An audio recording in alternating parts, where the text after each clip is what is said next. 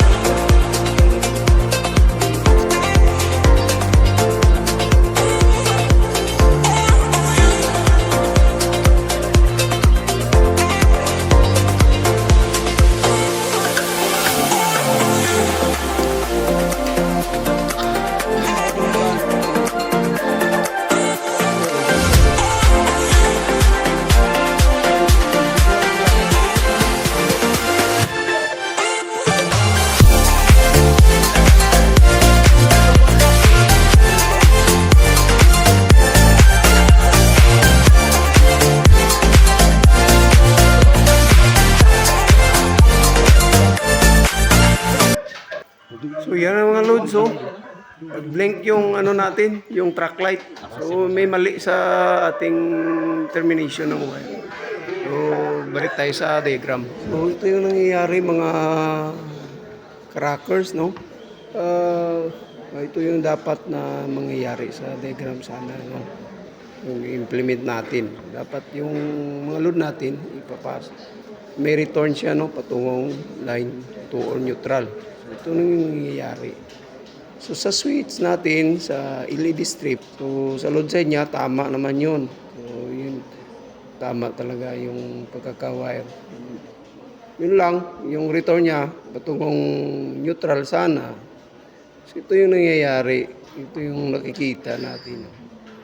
So dapat ito so, siguro ito yung nangyayari dyan sa circuito na yun. So, dapat na sana sa neutral bumalik sa line side.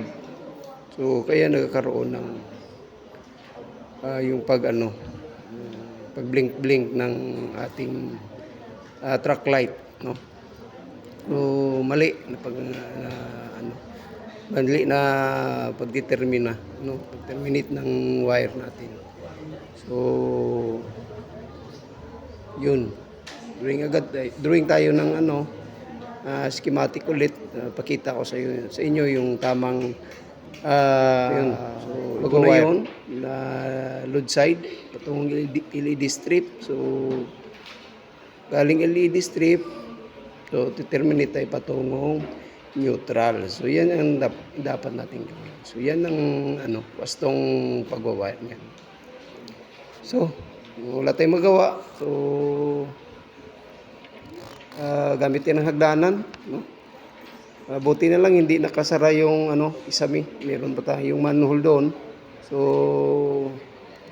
Yun lang papasalamatan natin kasi hindi pa natapos yung kisame. Yun. Pogi niya oh. Pagkatapos nun, testing tayo. Tiniminit namin liwat yung ano. Yun na.